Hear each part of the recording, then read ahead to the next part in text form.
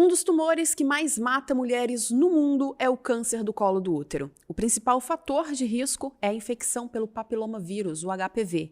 Ao mesmo tempo, quando descoberto na fase inicial, há grandes chances de cura.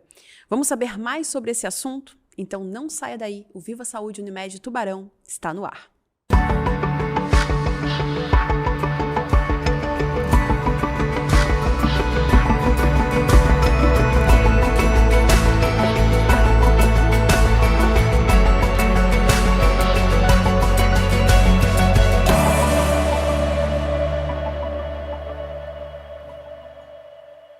E em nome da Unicred e da Maria Rocha, eu recebo hoje aqui a ginecologista, a doutora Daniela D'Agostini Marim. Doutora, muito obrigada por estar aqui com a gente, mais uma vez no videocast da Unimed, mas hoje falando sobre um assunto também que é muito importante, que é o Março Lilás, do câncer do colo do útero, prevenção.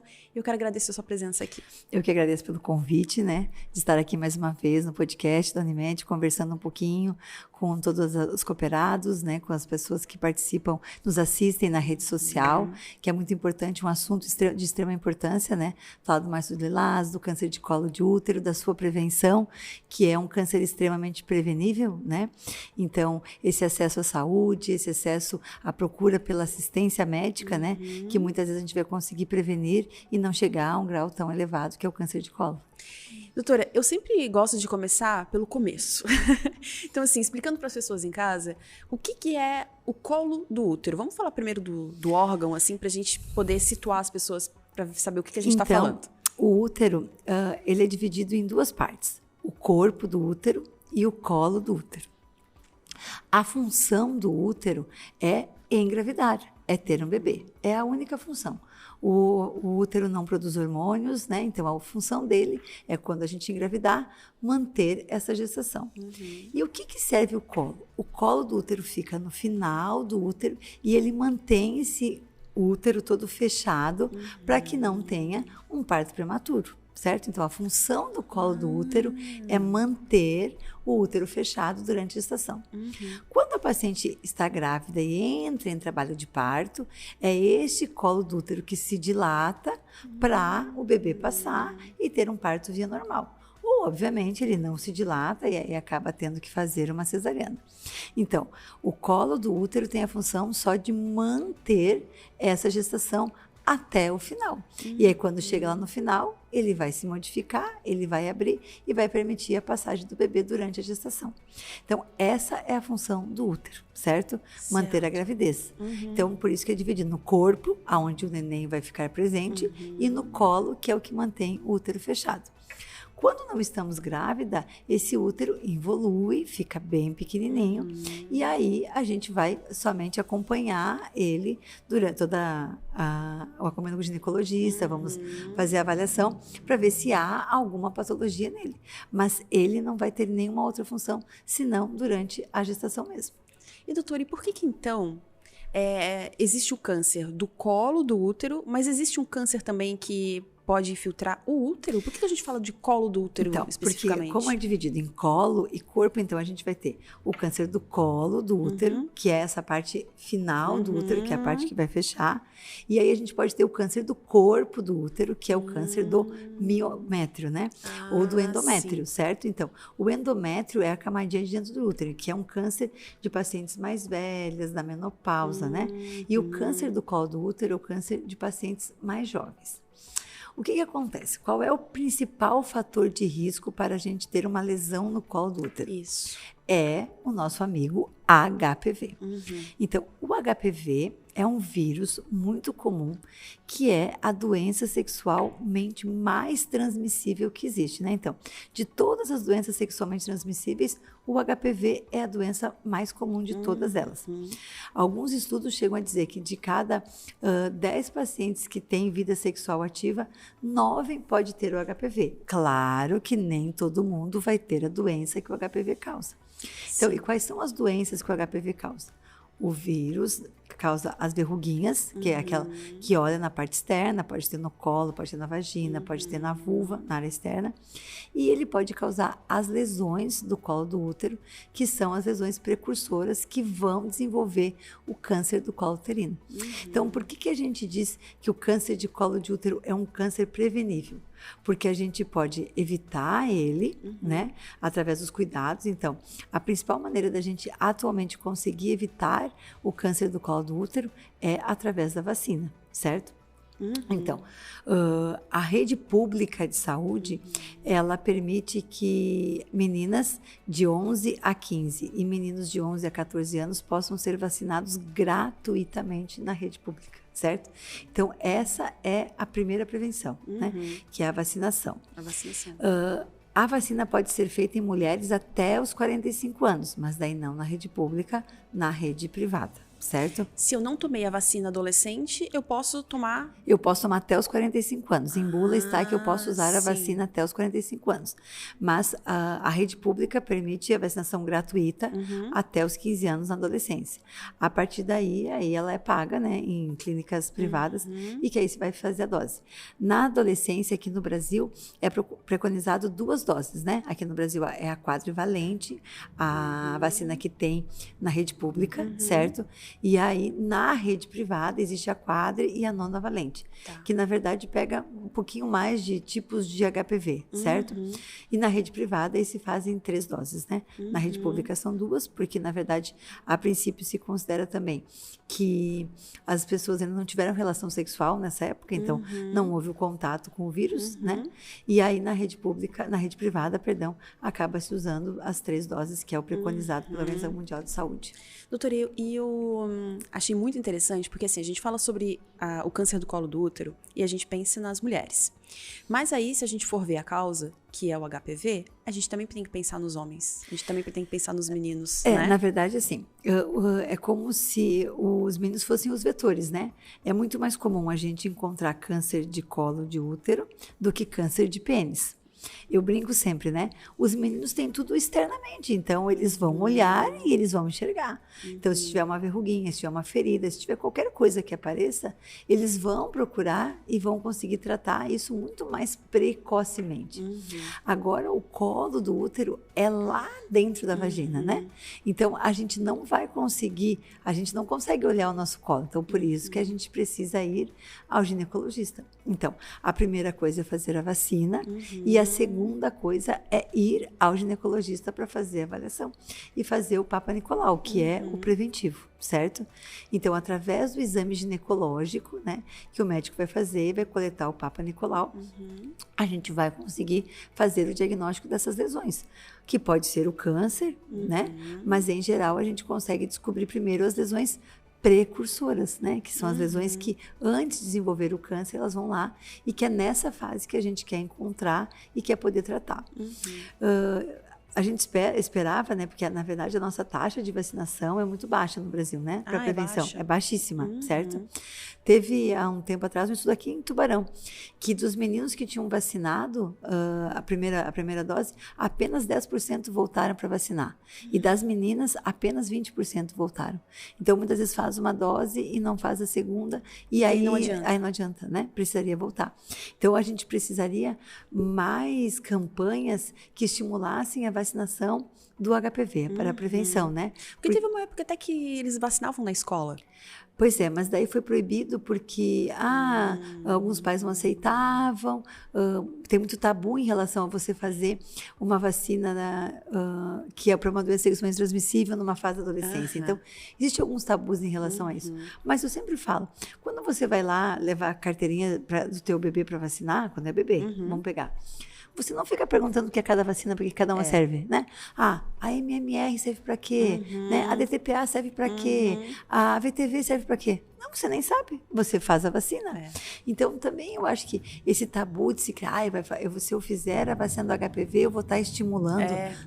Não tem. Tanto que a gente faz a vacina da hepatite B em todo mundo, para todos, e a hepatite B é uma doença sexualmente transmissível e ninguém cobra isso. Então, por que o HPV a gente também não poderia fazer? E aí, para fazer a vacinação, na verdade, precisaria da autorização dos pais para fazer em escola, né? Que eu acho que esse seria o momento ideal, né?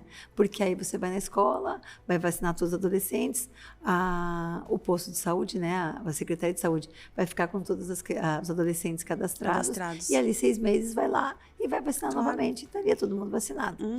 Mas isso não funciona, né? Mas seria um método, né? Obviamente, o pai que dissesse, não quero vacinar, né? Mas eu acho que seria importante assim essa campanha, voltar essa campanha da vacinação, assim, né? Porque a gente precisa. Eu imaginava, né, que quando veio a vacina deve ter uns 15 anos, acredito eu, mais ou menos por aí, que daqui 10 anos a gente não veria mais casos de HPV. Certo? Seria erradicado, talvez. Porque aí fez a vacina, né? É como, por exemplo, o caso de sarampo, né? Todo mundo vacinou, é raro a gente ver caso de sarampo. E eu esperava que a gente... Que não foi isso que aconteceu, porque, na verdade, a vacinação não decolou como deveria ter decolado, né? E, doutora, existe uma diferença entre ser vacinado adolescente e ser vacinado um pouco mais tarde? Não em relação ao câncer, mas, assim, para o nosso organismo, ele reage de maneiras diferentes? Não, na verdade, o que acontece é porque, na verdade, quando eu sou adolescente, como eu falei antes, a gente provavelmente não entrou em contato com o vírus. Então, eu vou desenvolver anticorpos contra aquele vírus e quando eu entrar em contato com ele, eu não vou desenvolver a doença. Se eu sou mais velho, já tive relação, já tive contato com o vírus, na verdade, eu vou criar anticorpos e vou dificultar com que esse vírus que eu já tenho, né, não desenvolva a doença que está ali também. Certo? Então, mesmo as pacientes que já tiveram câncer de colo de útero ou que têm as lesões de baixo, de alto grau, elas devem ser vacinadas também, porque é para melhorar a nossa resposta imunológica ao vírus, né? Então, na verdade, se eu tenho o vírus e faço a vacina, eu estou criando anticorpos contra ele. E aí, esses anticorpos vão fazer com que eu não tenha a progressão dessa doença, certo? Então, é importantíssimo, assim, que mesmo que eu não tenha vacinado, mas que eu tenha lesão, que eu faça a vacina para que eu me previna. E até porque são tantos tipos de vírus, né? E aí eu vou me vacinar sobre outros que não entrei em contato ainda e que vou desencadear mais anticorpos e vou prevenir mais as doenças ainda. E, doutora, o HPV, além de talvez, né, tornar um câncer, ele tem outros malefícios? O que pode acontecer? Na verdade, a maior gravidade, ele vai produzir as verrugas, né? E ele está relacionado com todos os cânceres que têm relação, em geral, ao contato, né? Então, hoje em dia já sabe que ele é causador de câncer de laringe, sexo oral, é causador de câncer de reto, né? Sexo anal, e causador de câncer de vulva, vagina e colo, pênis, né, por causa do sexo vaginal. Então, na verdade, ele tem uma relação muito grande com os outros tipos de cânceres também, né, certo? Então, o HPV não só, antigamente tinha uma relação enorme com o câncer de colo de útero, mas hoje já se sabe que esses outros tipos de cânceres também estão relacionados ao HPV. E o HPV, a gente tem vírus que são de baixo grau, que a gente chama, que são vírus que têm uma virulência muito menor e que, em geral, vão causar doenças mais leves. As verrugas, as lesões de baixo grau. Coça? Algum sintoma nesse sentido? Em geral, as verruguinhas, sim, você vai percebê-las e vai coçar. Os HPVs de alto risco, né, que os mais comuns do câncer de colo de útero são o 16 e o 18, né, que aí estão relacionados com a oncogênese, né, com a origem do câncer, que é através do HPV. Você me perguntou dos sintomas, né? Em geral, a grande maioria das pacientes que têm HPV, que não tem a verruga, que não tem nenhuma lesão externa, a grande maioria é assintomática, certo? Então, na verdade, quando a paciente começa a ter sintomas, em geral é porque, na verdade, ela já tem uma lesão mais avançada. E aí, que sintomas eu posso ter? Então, eu posso ter corrimento, né? Eu posso ter, que é mudar a minha secreção. Eu posso ter sinusorragia, que é o quê? O sangramento na relação, né? Eu tenho relação sexual e eu tenho sangramento. Porque no momento que o pênis toca o colo do útero, se tem uma lesão, ela vai sangrar, né? Então, vai ter o sangramento ali. Eu posso ter alteração do odor, né? Então, quando eu tenho casos de cânceres mais avançados, eu posso ter um cheiro, um odor mais forte, porque vai ter esse sangramento, modifica o colo do útero, e aí tem um odor específico, assim, um odor mais forte, eu vou te dizer assim. E existem daí já, quando eu já tenho um câncer mais avançado, né? Que aí eu já tenho lesão de bexiga, né? Que aí posso ter fístula, posso ter lesão de ureter, então daí já tem um comprometimento maior, certo? Sim. Mas, em geral, o câncer, na maioria das vezes, ele é assintomático e o diagnóstico acaba sendo através do exame físico. Então, não fiz a prevenção, não fiz a vacina, né? E vou lá então eu vou fazer o Papa Nicolau. Que é através dele que a gente vai conseguir fazer o diagnóstico, né? Então, a gente coleta. O Ministério da Saúde preconiza atualmente que as pacientes, dois preventivos que a gente passe a coletar preventivo só a partir de 25 anos, Tá. né? E que 2 preventivos negativos e a paciente sem fatores de risco. Tá. O que são fatores Isso. de risco para mim ter câncer de colo de útero? Então, por exemplo, assim, se eu comecei a ter uma vida sexual muito precoce, certo? Se eu tenho múltiplos parceiros, certo? Se eu tenho outras doenças sexualmente transmissíveis. Você vai me perguntar por que essas 3 coisas, doutora? Porque se eu tenho idade sexual muito precoce, múltiplos parceiros e outras doenças, eu tenho portas de entradas maiores para o HPV. Então, quanto mais parceiros eu tiver, maior o risco de eu entrar em contato com o HPV. Se eu tenho uma idade sexual precoce, né, e tenho múltiplos parceiros além também, eu também vou aumentar esse risco. E se eu tenho uma DST, por exemplo, eu tenho sífilis, eu tenho uma lesão pela sífilis, tudo vai ser uma porta de entrada, né? Aonde eu tiver uma lesão, a porta de entrada para o vírus é maior. A gente também sabe que o tabagismo, então, pacientes fumantes têm um maior risco, porque o tabagismo, na verdade, é um fator de risco para praticamente todos os tipos de câncer, né? E também, se eu tenho... Alimentação, obesidade? Não, alimentação e obesidade não tem nenhuma relação. O tabagismo e o anticoncepção oral. Existe também uma chance que o anticoncepção, né, hormonal aumente também o risco disso. Por quê? Porque, na verdade, quando a gente toma anticoncepcional, a gente tem uma maior exposição da partezinha de dentro do útero, que é a endocérvice, e ali, nessa zona de transformação que a gente chama, existe um risco maior do vírus entrar ali e aí aumentar o risco do câncer de colo de útero, certo? E doutora, só pra deixar claro. Mas não é para ninguém deixar de tomar anticoncepcional por causa disso. Tem que procurar um profissional para saber, com certeza, né? para acompanhar. E doutora, mas sobre o HPV, não é todo HPV que vai tornar um câncer, né? Não são todos. E como é que se trata um HPV nesse sentido? Então, assim, a gente só vai tratar a manifestação da doença. Isso. Então, se eu tenho o vírus do HPV, mas eu não tenho nenhuma doença específica, então eu fiz a captura híbrida e descobri que eu tenho o HPV 6, que causa verruga. Mas eu não tenho verruga. Eu vou fazer alguma coisa? Não.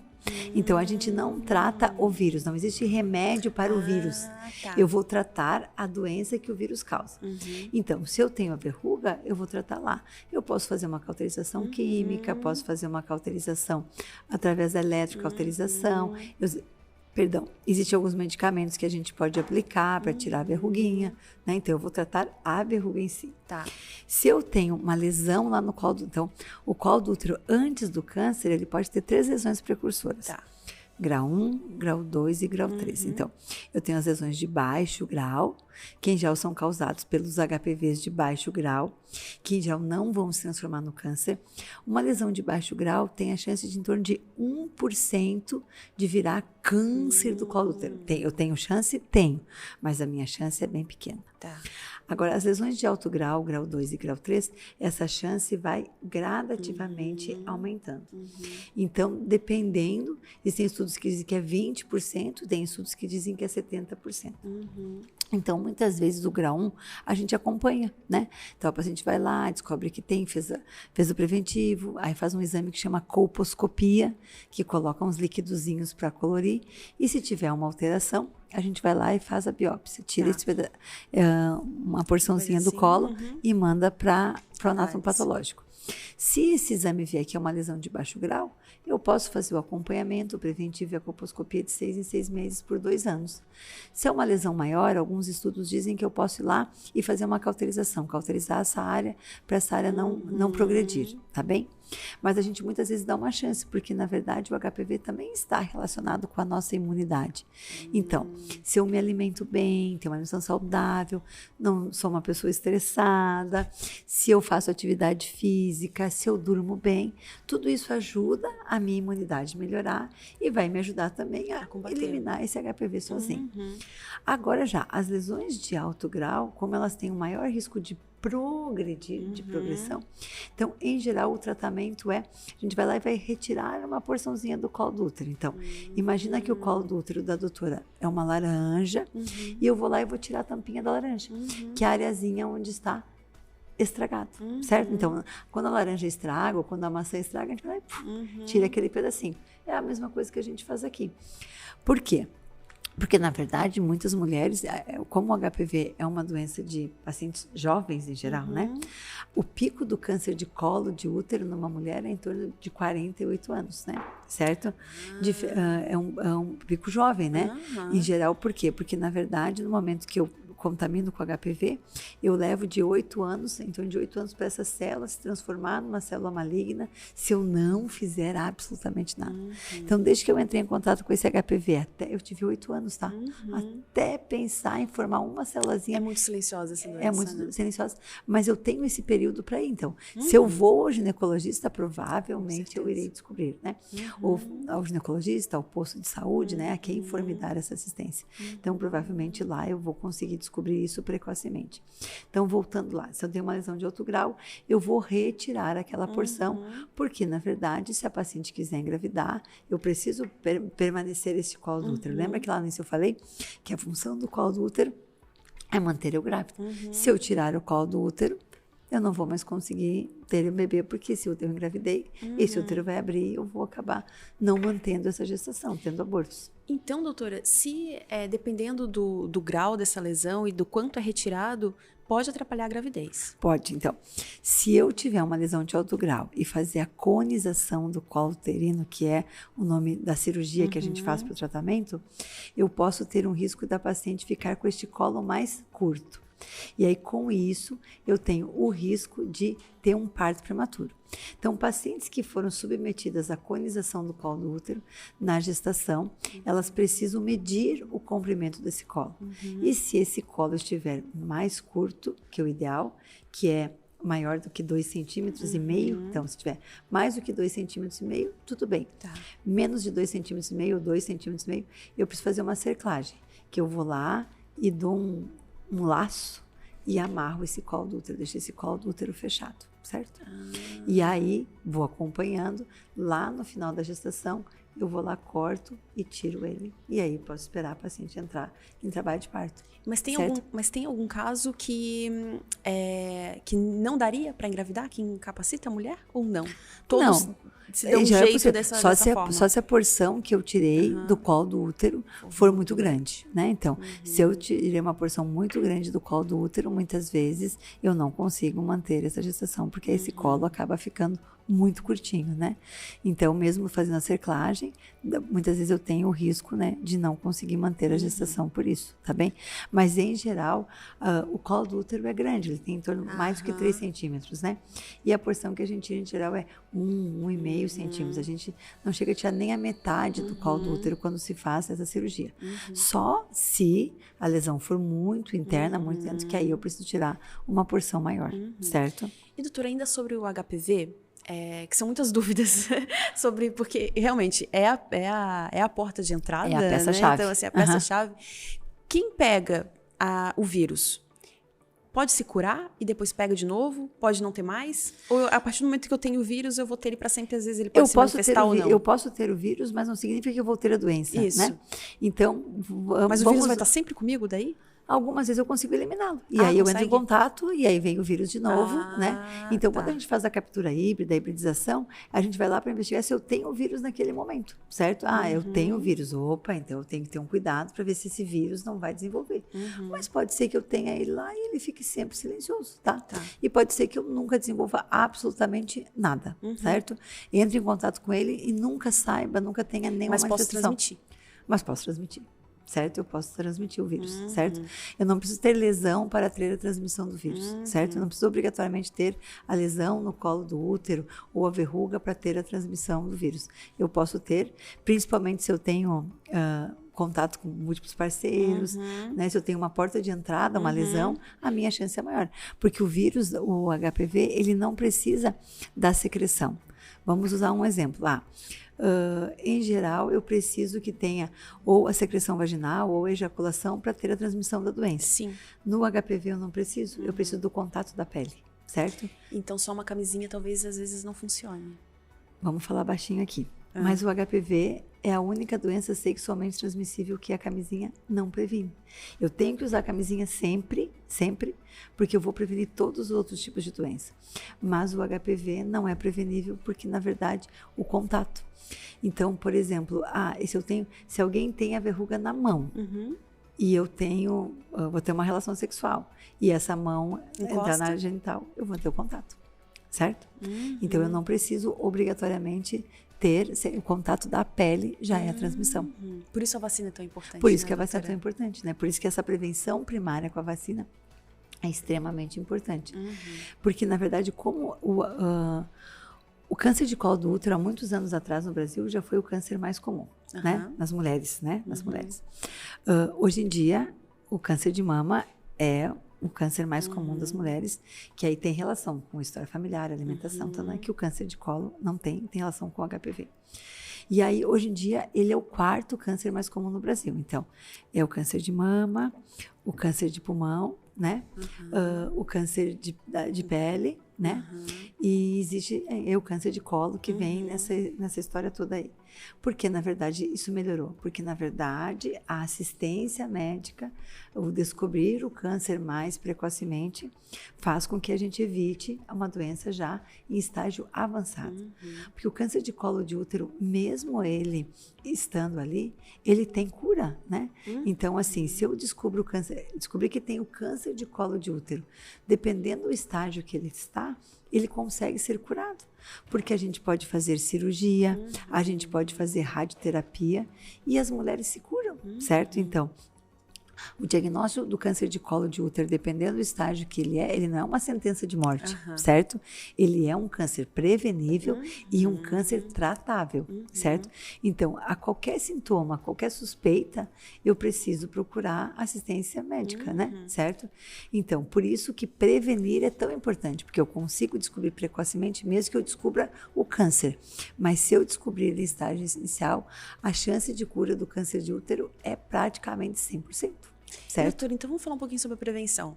Como é que é esse exame do Papa Nicolau? O que é o Papa Nicolau? Então, o Papa Nicolau é um exame, né? Então, quando a gente vai ao ginecologista, existe um aparelhinho que se chama espéculo, né?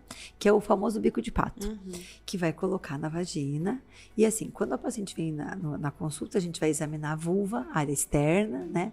Para ver se não há nenhuma lesão. Sim. E aí a gente vai colocar o espéculo lá dentro, certo? Lá dentro da vagina. A gente vai achar, vai visualizar o colo do útero. O colo do útero é como se fosse uma bolinha com uma fenda ou um pontinho, que é por onde a gente menstrua, quando a gente fica grávida, nessa fendinha, nesse pontinho, é por onde a gente engravida. E se for parto normal, que eu expliquei, é ali que dilata, né? Assim. Então, a gente vai coletar o preventivo dessa área externa, né, com a espátula, e aí com uma escovinha a gente também coleta a secreção as células de dentro do útero, certo?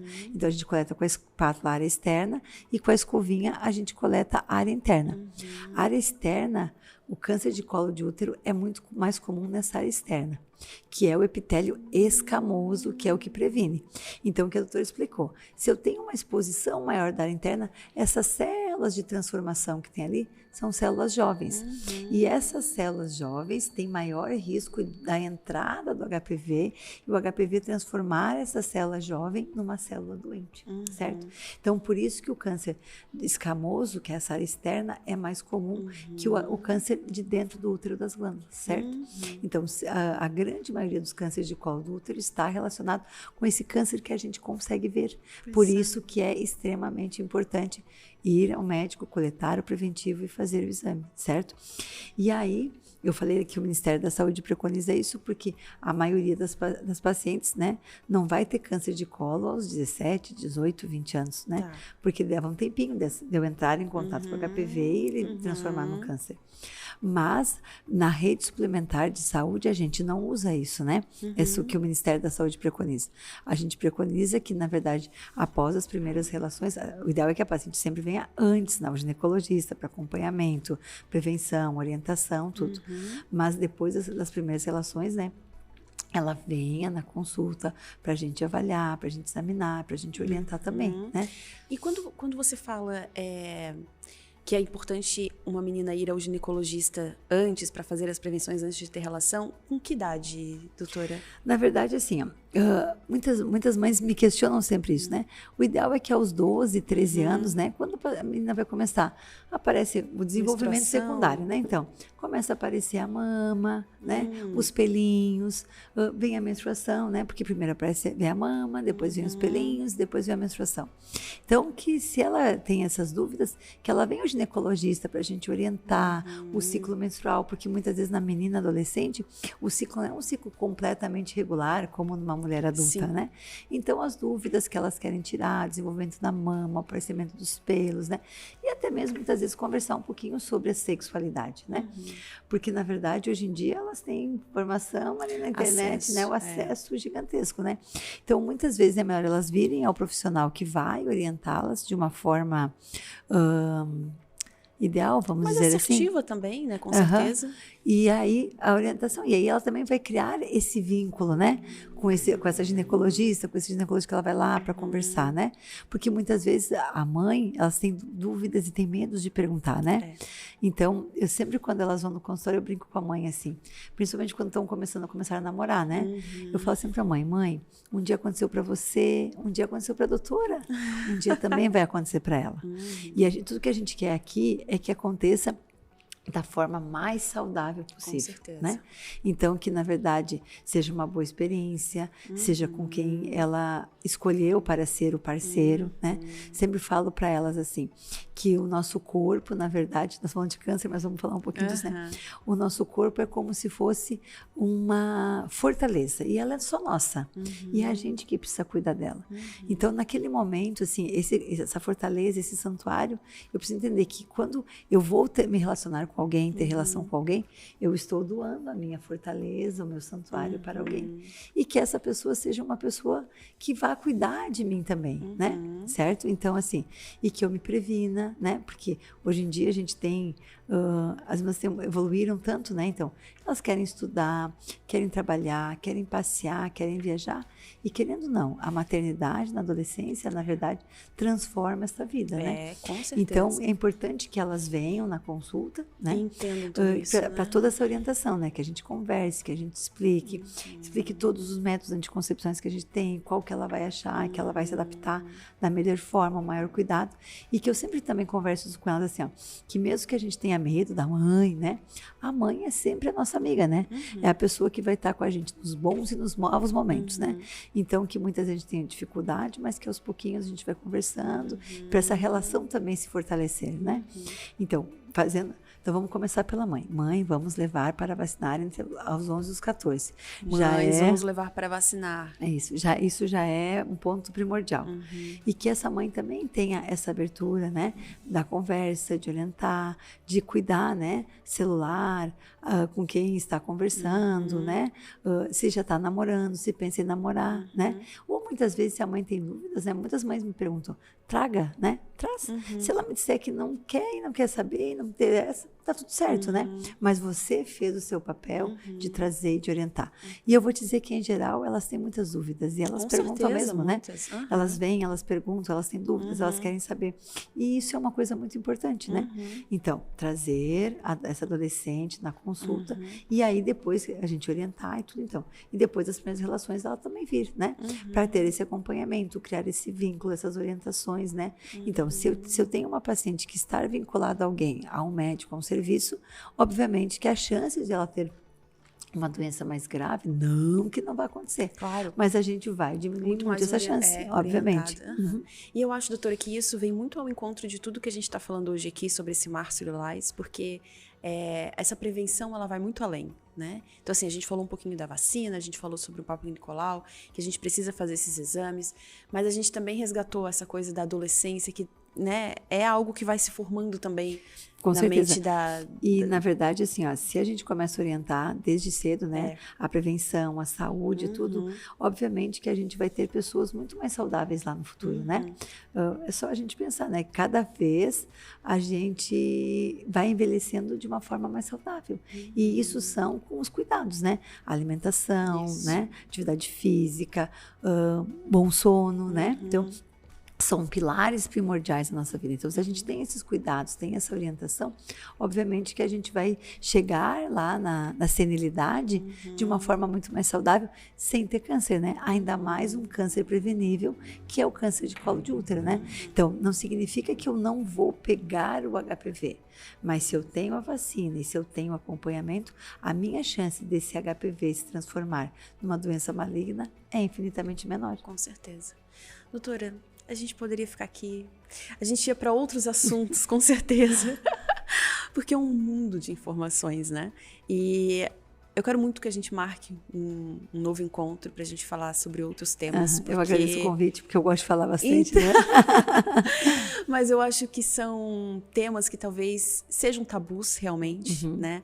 A gente pode falar... Hoje a gente falou de um tema que eu acredito que seja realmente para muitos pais, nessa relação de que eu não posso levar minha filha para tomar vacina porque ela ainda não teve relação sexual, então se não precisa, né? Então mudar essa mentalidade, mas essa formação toda em si, eu acho muito interessante. Quando você me convidou para vir falar sobre câncer de colo de útero, eu falei, não, a gente precisa abordar a prevenção. Porque o câncer de colo de útero é um câncer prevenível. Isso. Não adianta eu chegar lá e falar de estadiamento da gravidade. Não. Eu sei porque eu tenho formas de prevenir chegar ao estágio do câncer, né? Com certeza. Então, eu acho que a campanha, né, da vacinação, ela precisa voltar, né? Os governantes precisam trazer a campanha da vacinação de volta, porque ela é extremamente importante. Estimular as pacientes também a irem ao ginecologista, coletar o preventivo, fazer este acompanhamento, né?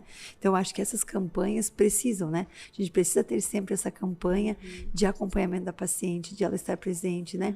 Então, eu acho que quando você me convidou, eu pensei muito, nós vamos falar de prevenção. O que a gente vai fazer para prevenir e para que eu falei antes, né? Que a gente tenha essa vida saudável, independente de ter ou não ter tido o contato com o vírus. Né? E mães de meninos também, né? Muita atenção nisso, assim, de também levá-los para tomar a vacina, porque a gente às vezes também foca muito na mulher, mas o homem tem a sua parcela também e é importante a gente ressaltar isso também, importante, né? Porque na verdade os meninos são os vetores, né? O que eu falo sempre, na verdade, quando falamos no início, né? Eles conseguem olhar e enxergar a lesão, as meninas não. Então, por isso que na verdade o câncer de pênis é muito menos incomum do que o câncer de colo de útero. Doutora, muito obrigada. Eu que agradeço pelo convite, certo? E a gente vai se encontrar novamente. Obrigada, querida, pelo convite. E o Viva Saúde Unimed Tubarão fica por aqui. A gente tem um próximo encontro na quinta-feira que vem, às 8h30 da noite, pela UniTV e também pelas plataformas de áudio e vídeo da Unimed Tubarão. Eu espero vocês. Até lá!